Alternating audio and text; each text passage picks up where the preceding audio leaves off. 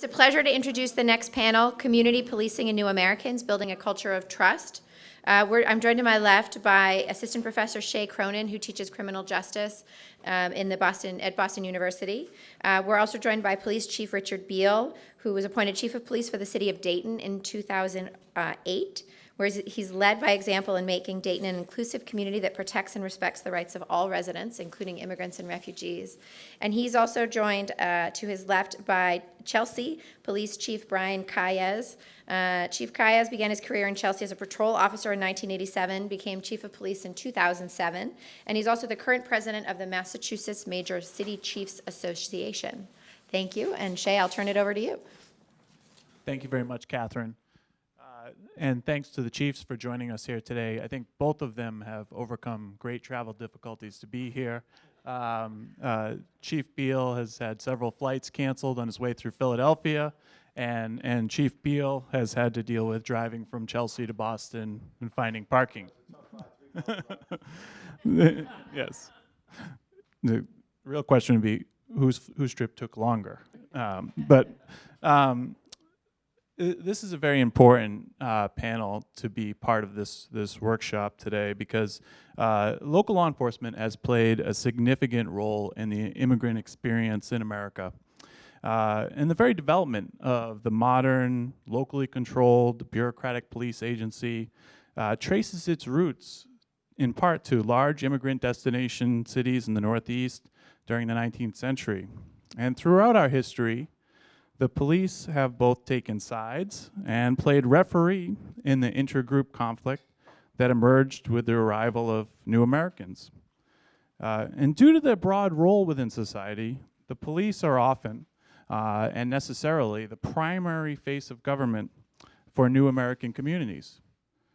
And as most of you know in this room, and as we've been talking about throughout the day, this issue is as important as ever to law enforcement and local cities. Most policing is done within cities that have immigrant communities that are large, growing, and incredibly diverse, and increasingly diverse in terms of ethnicity, religion, language, and country of origin. A lot of that policing is taking place within cities that have historically not had a great experience with immigrant communities in the past. Federal enforcement priorities, as many of us know, even under a Democratic administration, have shifted towards immigration enforcement. In most federal districts, for example, it's even surpassed enforcement done around drug crime. We've also seen an unprecedented shift towards localizing law enforcement and federal immigration policy. States have passed laws seeking to expand the authority of local law enforcement agencies around immigration enforcement. Federal-local partnerships have increased the involvement of local agencies. And so while a great deal of variation exists between states and localities and cities and counties across the country in terms of how their local government as well as their local law enforcement agencies engage in immigration enforcement, there also remains an incredible amount of uncertainty around national policy making around immigration enforcement.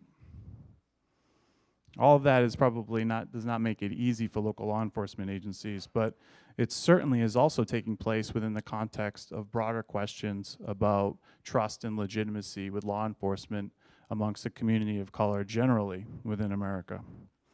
And so it's within this challenging political and policy context that requires, I think, strong leadership from local law enforcement community nationally. And we have two chiefs that have really been at the forefront of this issue and working with local immigrant communities and reforming issues around this important topic. Chief Biehl from the city of Dayton, and Catherine did a more extensive introduction, but Chief Biehl from the city of Dayton, and Chief Biehl Chief Biehl from the city of Dayton, and Chief Kyes from Chelsea Police Department here in Massachusetts. And both have extensive leadership experience in the field, and both have really played leadership roles in this topic specifically. And so I'd like to turn it over to them to give some initial remarks about the importance of this issue to their local communities, And we're going to start with Chief Biehl, who has a short presentation where he'd like to share some information about the work going on in Dayton. Well, thank you, and good afternoon. It's a pleasure to be here in Boston and share a story with you about this issue as it relates to policing in the Midwest. And I have to say from the very outset that I'm an unlikely pundit or champion of immigration reform, in that the city of Dayton is not necessarily known for a lot of diversity. We have about 4% or 3% Hispanic Latino, about 2% other race ethnicities, 4% foreign born. So from the standpoint of the diversity of our community, we're not all that diverse. But literally after being appointed police chief in January 2008, literally the very first issue I was struck with less than 1 month as chief was this thorny issue of how we are policing one of our immigrant communities. That has been a journey that's continued for the next 8 years. So it's not one I would have predicted, but nonetheless, it's the journey I found myself on. So I'm going to kind of blaze through this a little bit at the beginning just to get to really the details of, hopefully everyone's familiar with where we're located. I really want to get to, this is what I met when I first came. This was an excerpt from an email, and it said, this is from an individual who said, the continuing arrests are causing near panic in some parts of East Dayton. Yesterday, a family pulled their children out of our neighborhood school because they believed that police were hunting for undocumented Latino drivers. They dropped their children off and picked them up after school. So I'm hearing of a young man born in Chicago, Latino American parents, that he is continuously stopped by police and has seen cruisers parked outside of a dance club, picking off young Latinos as they leave clubs to get in their cars late at night. I hear repeatedly that cruisers are parked in the neighborhood near Latino households, having an excruciatingly intimidating effect on families. That's an email I received less than 1 month as chief. I was absolutely horrified. If this were true, how could this be so? We have the responsibility, we, law enforcement, have the responsibility to serve everyone in our communities, irrespective of their immigration status, period. It's my responsibility. I take that with all earnestness. And I was literally horrified at the thought that this could literally be the experience of anyone in our community. So I knew it's something I needed to understand, as also I knew it's something I needed to address. So a lot of these contacts were involving traffic enforcement. And so we did an analysis of literally individuals who were arrested. In fact, the issue came in, one individual was arrested for a traffic violation and then often deported following that arrest. Never saw a day in court, I might add. So this is not post-conviction. This is literally arrested, in jail, disappear out of the jail. And the family members, where'd my family member go? Often leaving behind spouses and dependent children that had to be supported by social service agencies. So this had a significant impact in the community. So what we did, basically looked at this issue, what was happening when someone was arrested for a traffic violation, and I went eventually changing the policy that restricted the ability to make a physical arrest for a traffic violation for first-time offenders. I did not know, though, what had happened the year before I arrived. So that's what this next slide is all about, because really the whole thing is data. I had to understand this story. We had to actually go and look through physically, hand check arrest files to find out who was being arrested. We couldn't trust the data because the data, if we looked for who was arrested, who was identified as Hispanic Latino, that often was in error. They were basically, if it was men, they were listed as white males. So we couldn't go by race designator and the jail data. We'd actually had to go look at the individual arrest, the picture of the individual, their name, and try to do an assessment, a better assessment than what data was telling of that person's race or ethnicity. So when we looked at that, we found out that actually, yes, there are about anywhere from 20 to 30 individuals arrested every month for traffic violations, the majority of whom were being deported. And when there's a difference between traffic and criminal offending, which is the reason they arrived in jail, interestingly, more people being deported from a traffic arrest than from a criminal arrest, which I really couldn't understand. So none of this made sense to me at all as chief. The next slide, I didn't have this data until 2 days before I testified in front of a House subcommittee last year on the proposed sanctuary cities legislation. This is what Dayton looked like literally the year before I arrived. 2007, the bar in blue is all Hispanic arrests. The one in purple or lavender is those who were turned over to ICE. And you can see that high bar, that's 2007. That's the year right before I arrived. I arrived in January 2008. When I finally got that data and then matched it to the email of 8 years prior, I really got it. I mean, the hand checks of the arrest records through jail told me a portion of the story that had happened. I looked at 2 months. Basically, I looked at January, the month I arrived, and July, the month prior, because there's something called seasonality in policing. We have a lot more activity, a lot more arrests in the summer than we do in the winter. So I look at a winter month, I look at a summer month. But I didn't have this history of an entire year, and I didn't have that till last year. That is why the community was responding the way it was. And looking here, there were years there were single digits or 0 arrests. So imagine going from that to 252 deportations in 2007. So if anyone doesn't think what local law enforcement does matters, I would challenge that significantly based on my own experience. This community truly was terrified in many ways. And if you want crime to grow, just have a community that's too afraid to communicate and cooperate with you. Crime will grow. I have plenty of examples from working in the community at large that have large minority members where there is a lack of cooperation with law enforcement. In fact, crimes go unsolved. It just happens. It happens to this day. Why would we think it'd be any different in our immigrant communities? So I want to just point that part of the story out. There's more to tell about other things done subsequently changing this policy, but it's the old, I think a picture is worth 1,000 words, and this one explains why I got involved in this issue and why I can continue to be engaged in this issue. So hopefully that's good enough. Thank you.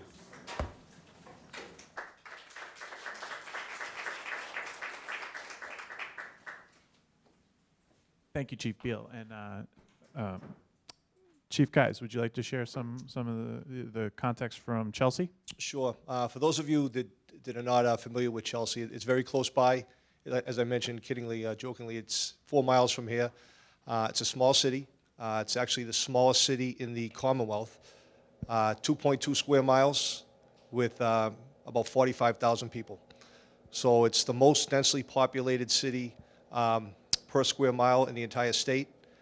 In terms of diversity, it's the most diverse city per capita in the entire state. We have 75% of the city is Latino. By some estimates, it might be slightly higher. You drive around the city and you get to feel how the demographics have changed. If you're familiar with the city going back some years. I grew up in Chelsea. I grew up I was born in 1964, lived in the city my entire life. And when I graduated high school in 1982, the high school class was 3% Latino. They had graduation yesterday, and the entire class, I think it was 92% Latino.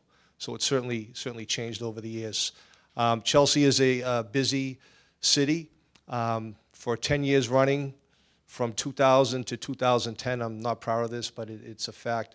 In terms of the violent crime rate per capita, it was either number 1 or number 2. So there's a lot going on in the city itself. I've been the police chief since 2007. I've been with the police department since 1987. I just started my 30th year last week. Throughout the questions, I guess we'll kind of talk a little bit more about the city and some of the challenges, and as well as the major city or major cities in the Commonwealth as well.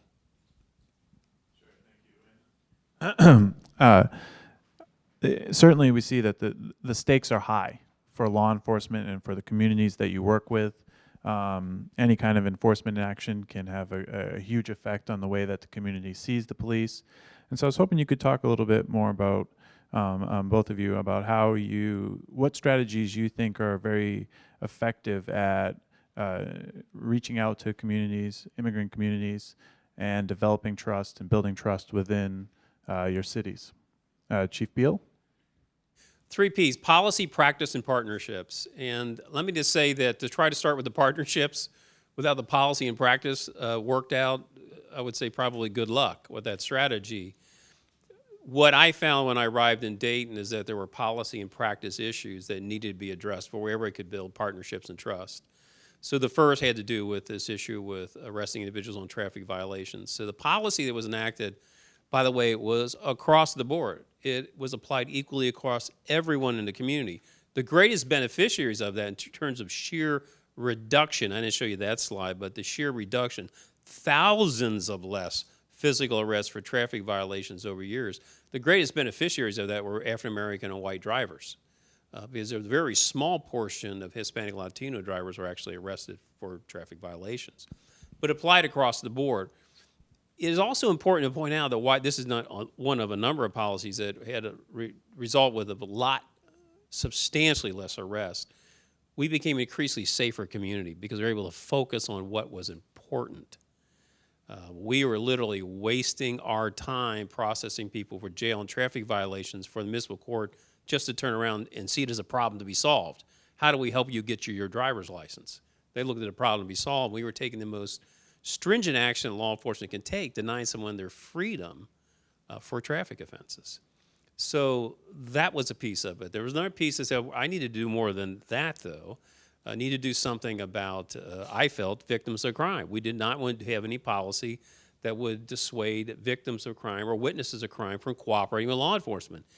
To this day, despite advancements of forensics and interviewing techniques and technology and all those things, most important factor whether police solve a crime or not is if the community will tell us who did it. It's about relationship. So I needed to have a policy that said, listen, if someone's a victim or witness of a crime, we are not going to get into questions about immigration status. We are not going to do that. Interestingly, that was opposed by the police union. So I guess one of the lessons I would say is make sure you're talking to your constituency if you're in law enforcement beyond just think, in my particular case, your chief, you think it's a great idea, you know other agencies are doing it, so it must be the right thing and everybody else is going to be on board. Don't take that one for granted. I had to do a lot of education inside the organization to correct that.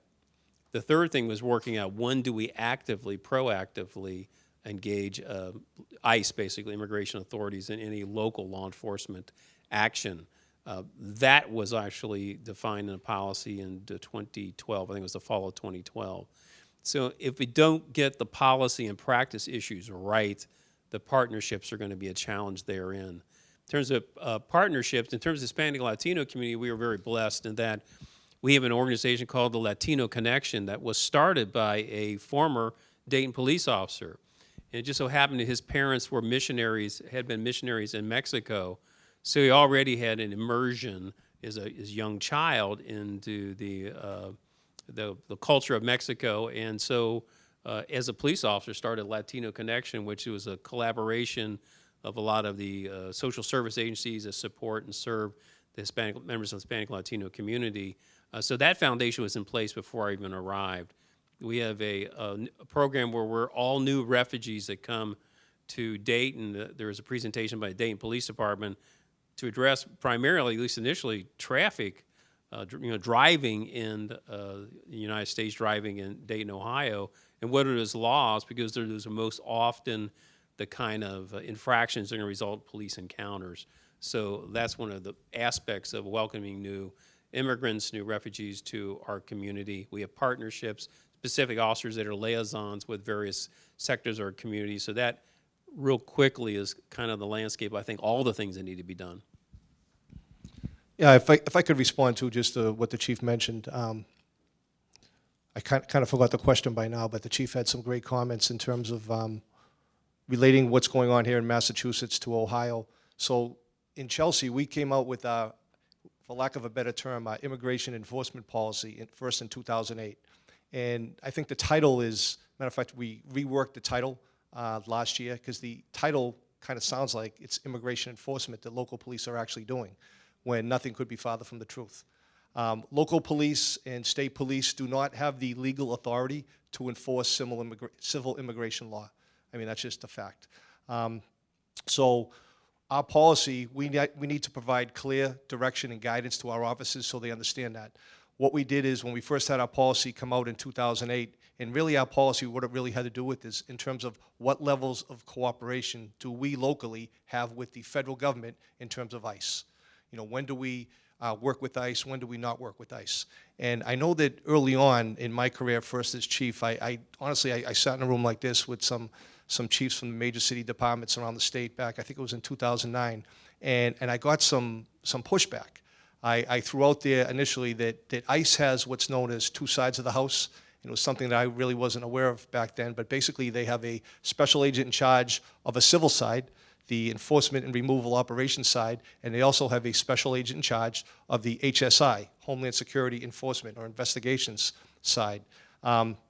So that if some particular issue involves a crime, if there's a criminal that's actually a drug dealer, a gangbanger, a sex offender, someone that's involved in human trafficking, we as local law enforcement, as well as state law enforcement, will work with any federal agency there is to remove this individual from our city, from our state, from our country. If somebody is technically violating civil overstays or crossing the border, it does not involve local police department at all. It's something, as I mentioned, from a city 75% Latino, I would be destroyed, or our offices would be destroyed, if we even had the appearance that we were involved in this type of activity. So when I mentioned about sitting before some chiefs back in 2009, we're talking about the civil side. The civil side of ERO, they would come into the city, and they do from time to time. They have a specific individual that they're looking for civil overstay reasons. They call us the night before or the day of, say we're going to such and such address, we're looking for this individual, and would ask if we wanted to send a unit to stand by with the ICE officers. And the answer is, pursuant to our policy, the answer is no. And the idea is for me to sit there as a chief or any officer of the department in uniform, working with a community group one particular night, partnering, involved in conversations and solving recurring problems in our neighborhoods, and then the next day to show up knocking on a door because someone overstayed a visa is going to destroy trust. So that's something we do not do. So when I sat there mentioning to other chiefs that this is the policy of our department, I got some pushback where one particular chief raised their hand and said, "Chief, you mean when a federal agency comes to the city and they look for your cooperation, you're telling your officers not to cooperate?"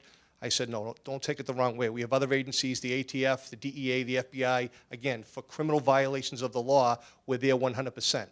But if ICE is coming in specifically for a civil reason, we're not going to be there." And I said, "Trust me when I tell you, they come in with their own numbers, in terms of officer safety. But if things go astray and something happened, something crazy when they were looking to take someone into custody, and God forbid there was a weapon or an officer safety issue, all bets are off. Certainly we would send people and we would be there to have their back. But just civil reasons in and of themselves, it's something we're not involved in."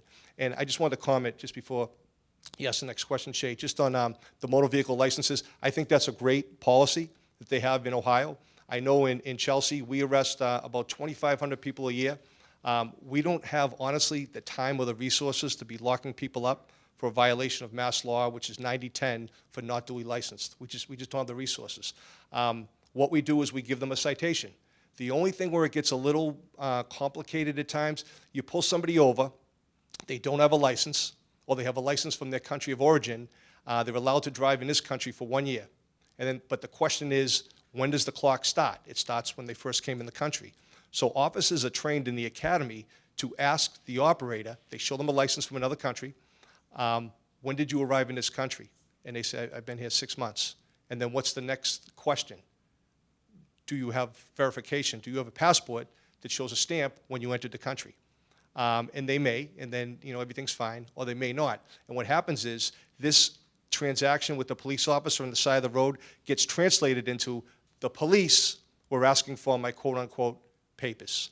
And they tell a family member, they tell a friend, and next thing you know, around the rumor mill, the Chelsea police are trying to enforce immigration law. So we try to see if we can get in front of that. And in terms of the issue with, again, we don't want to arrest people, we want to give them a citation. We pull somebody over, "What's your name? Do you have a license?" "I don't have a license." "What's your name?" "My name's Jane Smith." "Jane, do you have any identification at all? Something that I can write this citation out to verify that you're in fact Jane Smith." If Jane has nothing, and then there's other issues with perhaps some questions to try to find out who she is, the officers may be left with no choice but to make an arrest, because otherwise, she just could be given some type of fictitious name. Thank you. Chief Biehl, I was wondering if you could talk a little bit more about sort of where you see the line being drawn. I think where we're getting into is sort of like, what should local law enforcement's role be in enforcing and immigration law within this country?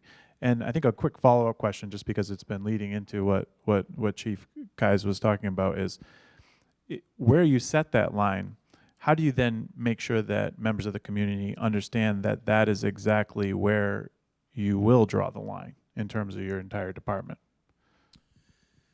Well, the line needs to be a very clear one for sure. And I would tell you there's a lot of great organizations that have really considered this issue. The major city chiefs published a position paper on this in 2006. The Police Foundation published a report in 2009. ICP did a less of a position paper, but kind of just a dialogue around the issue in 2007. So we had a lot of great organizations who have taken a look at this. I think the major city chiefs has nailed it pretty well.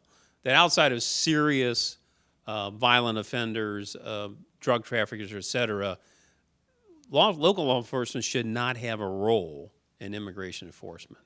If you want the simplest line, that's it. Now, our policy is a little bit more nuanced than that. We say it says that if it's this was based on a priorities established by Director Morton in 2011 in a letter as the director of ICE. But basically says if it's a violent felony or an aggravated drug trafficking offense, and we have reason to believe the individual is likely undocumented, we will assertively contact ICE.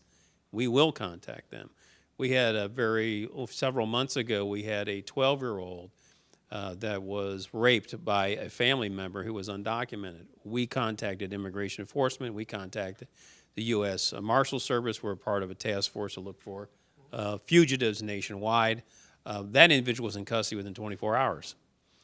If it is a felony offense, it's a property crime or a misdemeanor crime of violence, we may contact ICE for assistance. And the key word is may, because we're going to weigh the decision to ask for that assistance and weigh that against the impact on our community relations, our community policing efforts.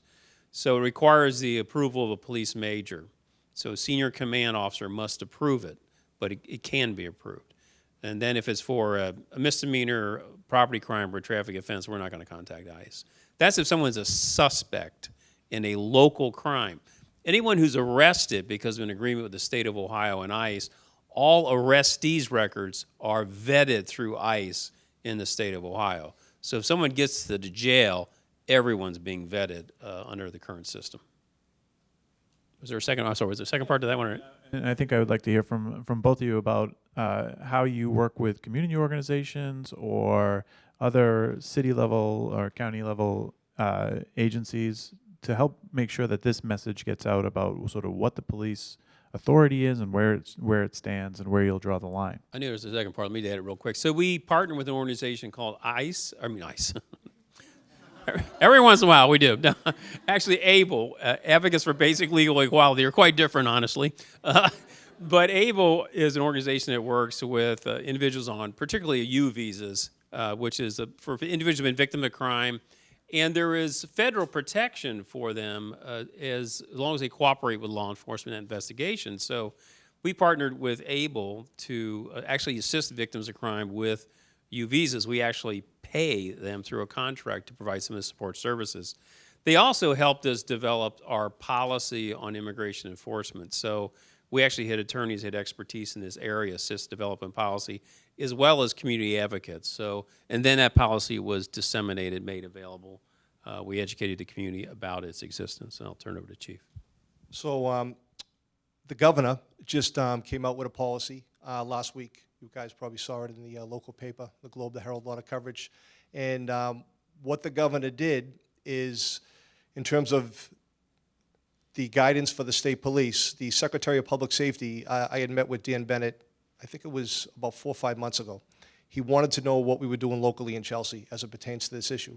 We had a good conversation. I gave him our policy, And the fact of the matter is, in Massachusetts, with the exception of Cambridge, I don't think there's many other police departments that actually have a policy that provides direction on this issue. I know about Cambridge because I had given Commissioner Haas our policy back in 2010, and basically he used a lot of the language. I know the governor did the same. But to Shea's point, it's interesting. The Herald runs an article I think it was last Thursday.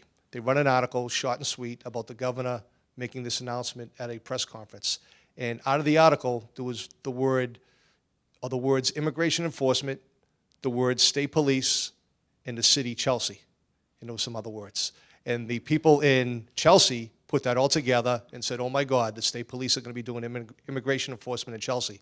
So I had a representative in advocacy group, Gladys Vega, of the Chelsea Collaborative. She's great. She knows all about our policy. She knows all about what we do. What we do is we actually use her organization as a venue to put the board up, put the screen up, go over our policy, break it down, have the city government officials there, have dialogue back and forth so they understand exactly what we're doing. So when Gladys called me the other day, said, Chief, we got to meet. Can we put something together, more or less of a joint press conference, if you will? And in this case, Telemundo Boston is the venue or the kind of the platform that we used. And we got it out there. The Herald actually called back. Matter of fact, I think Shea might have sent you the article. Herald did a great job. I talked to him for 20 minutes on the phone explaining what exactly we do in Chelsea and, again, more importantly, what we don't do. He put it out there. So, again, I think one of the points about the community being on your side is that if I alone as a police chief or a police officer in uniform, I take some of my officers with me and we speak to different groups, we carry perhaps some weight. But if we have leaders of these advocacy groups that get up to their constituents and actually talk about what the police are doing, the weight is through the roof. And that's what we try to do, is actually meet with these different leaders, explain exactly what's going on.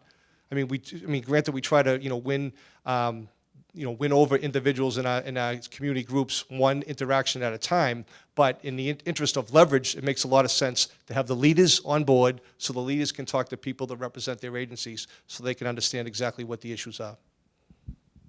Thank you, and I think you raised an important point about the need for developing a policy. I think that's something that you see across the country. A lot of surveys of chiefs talk about they don't have a policy. There is no official stance on where they draw the line. We might disagree about where that line ought to be, and certainly there'd be variation in that from community to community and state to state. But having some kind of policy is important, which leads me to my question about. How do we talked a lot about outreach to the community to make sure that they understand what the policy and the approach is.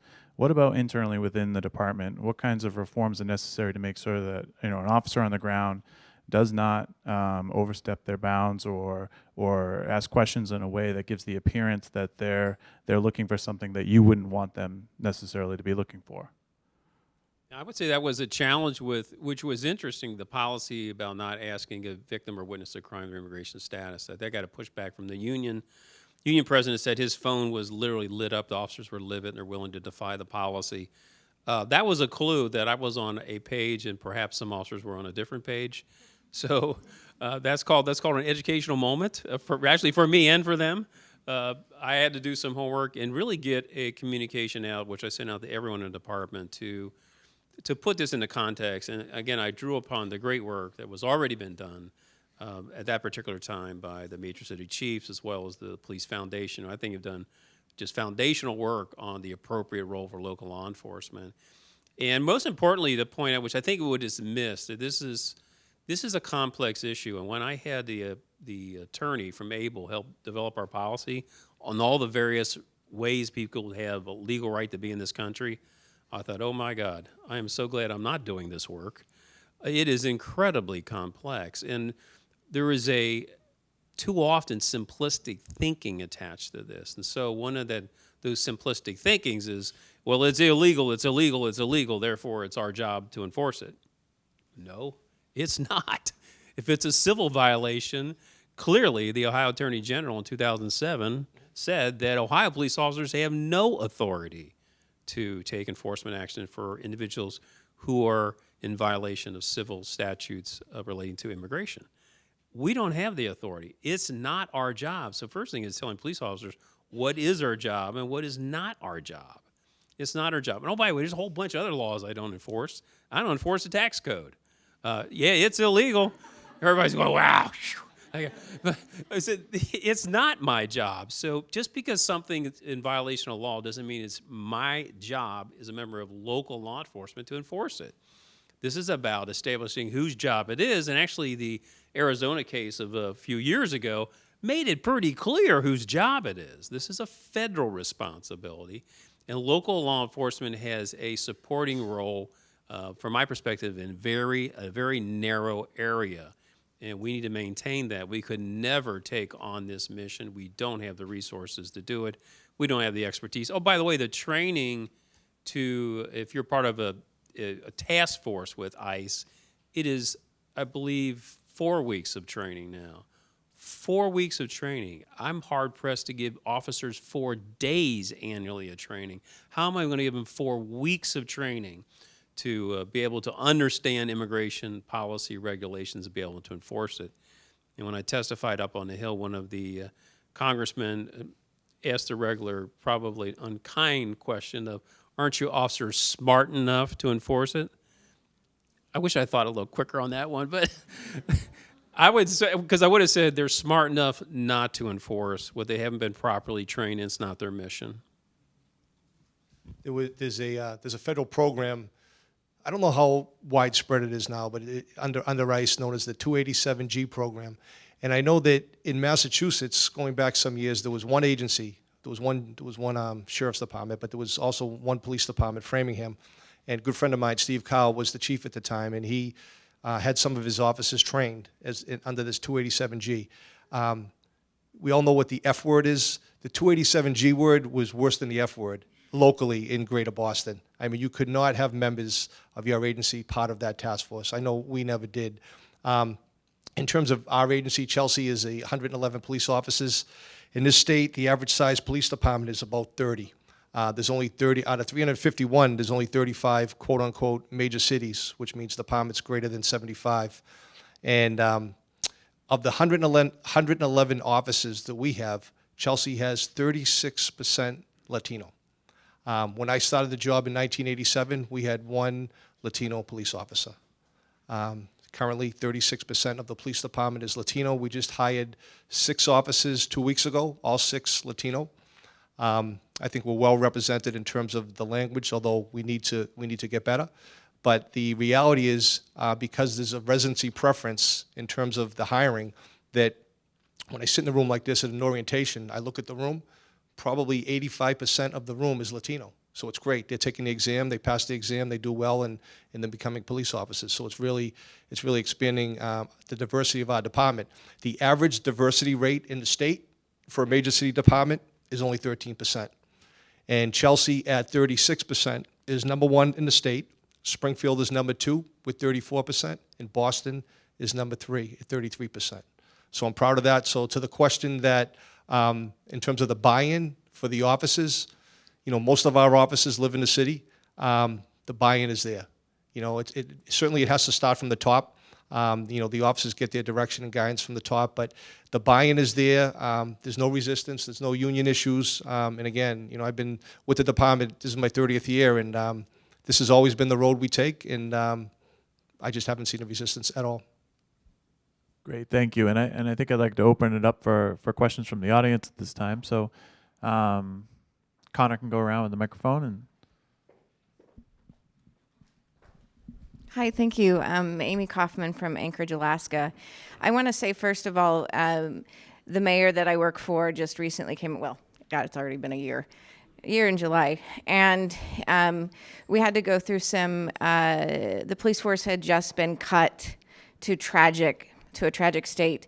And so we actually are getting the numbers back up, which is exciting. We have a new chief who has been awesome and amazing of going out into different parts of the community himself, doing recruitment and so forth.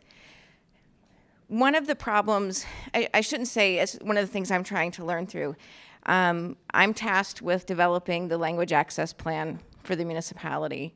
And with our police in particular, trying to best frame, we need you to come along with this and not telling them. Because I recognize that things they know about the streets, I will never know. And it's my job to have that cultural competency to help bring that to them. So what I'm looking for is, what are ways that I can help incite them without sounding demeaning, or how can I best get, what framing can I use to engage them in this process through the cultural competency, language access, and so forth? You know, interesting question is, and I'm glad you're asking it, quite honestly, but I'd say if you're really, anytime we want to do any kind of significant, say, education, say, bringing them from the outside into the organization to education, who does not have a law enforcement background, you know, one of my first thing is, have you ever ridden with a police officer? I mean, get out there and ride. We began a program called Police and Clergy Together, which is a faith-based partnership, and they ride a couple of times a month or participate in some other community event a couple of times a month with members of the Dayton Police Department. Because I said, if you really want to be of a service to the Dayton Police Department and assist and support police officers, you need to understand the world as they see it and the world as they experience it, and that's getting out in their zone.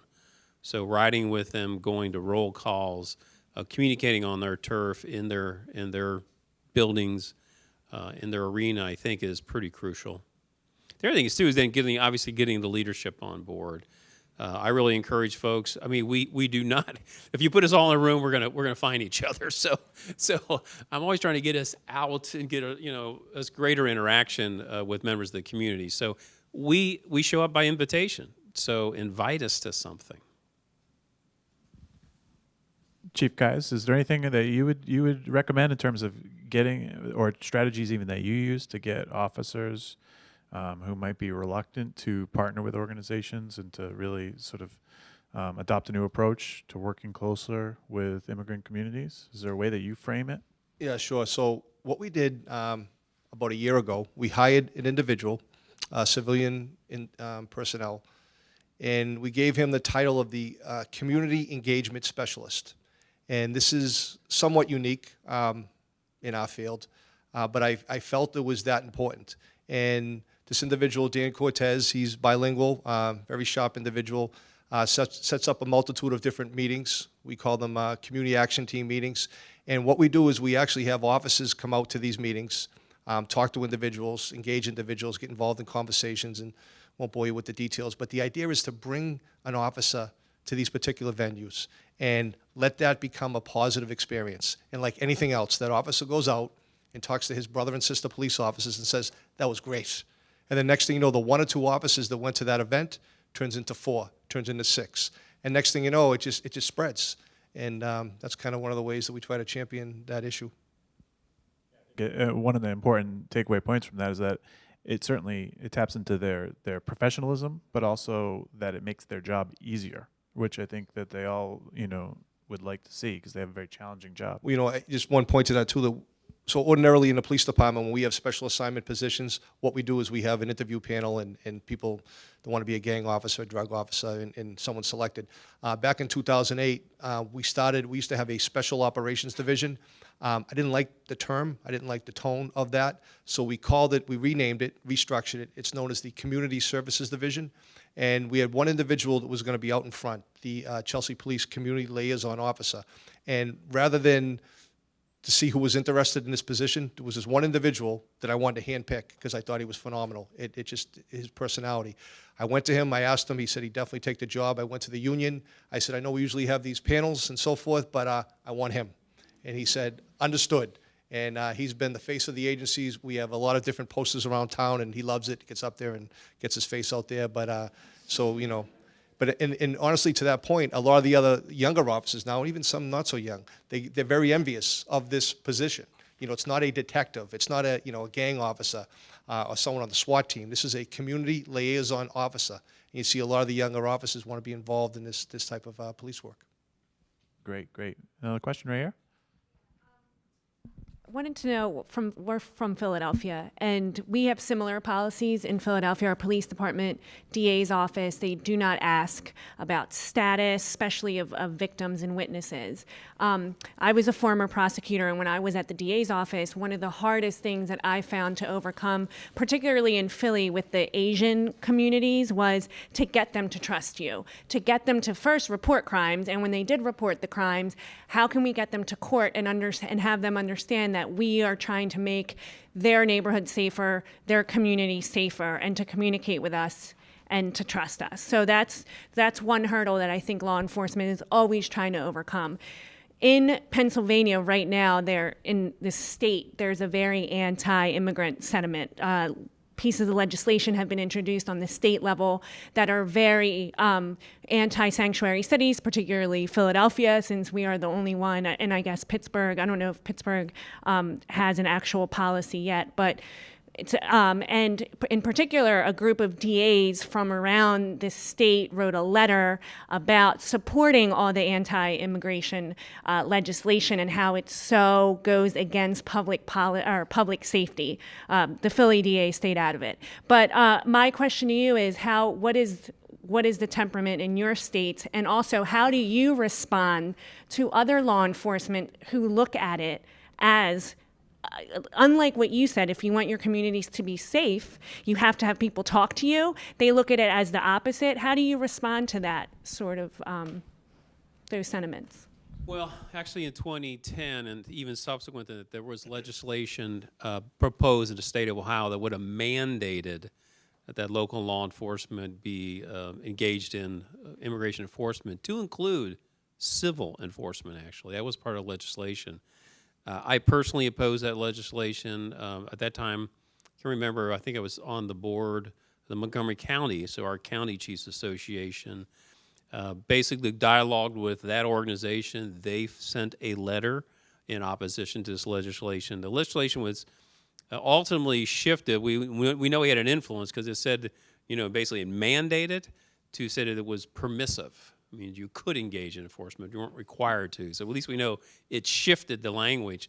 Now, that legislation never passed, but there have been subsequent efforts to reinstitute it in subsequent sessions of the General Assembly. So it's still out there. I mean, the whole sanctuary cities that arose last year out of the tragedy of Katie Steinle's death in San Francisco was once again this big push from the conservative end of the spectrum to mandate law enforcement be involved in this, or to punish you if you're not, right? And so it was to remove all federal funds if you had any policy restricting any members of the organization from engaging with ICE or immigration enforcement authorities. So actually that got pretty close, quite honestly. There were a number of permutations of that became much more focused, that I was surprised something didn't ultimately squeak through. And I think something could have emerged from that would have been supported by law enforcement.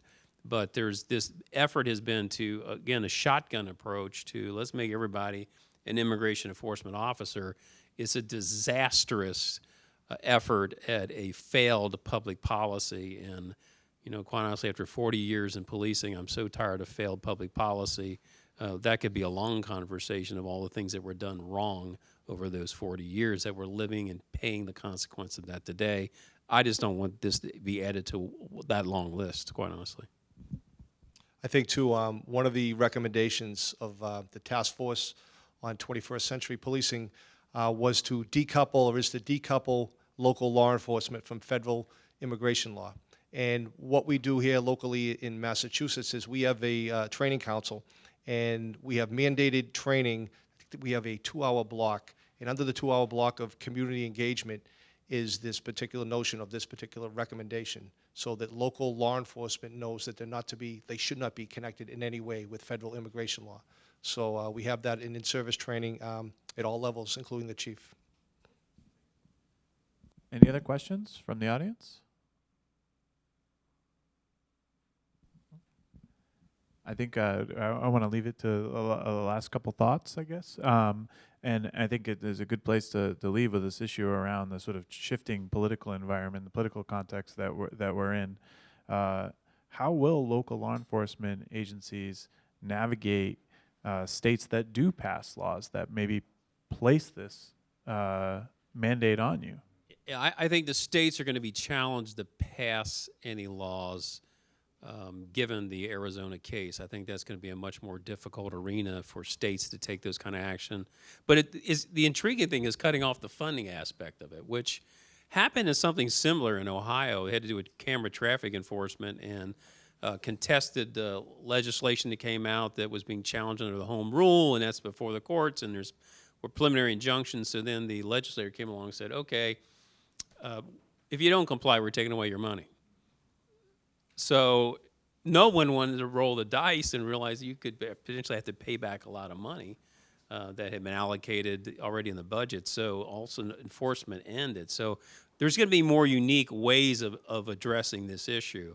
I would just say just briefly this is not over by a long shot. I remember when after the first policy that I enacted, it had to do with the traffic enforcement changes in our policy. I talked with the major who was over the policy of our organization. I said, I really think I need to do more on this issue. I don't think this is probably going to be enough.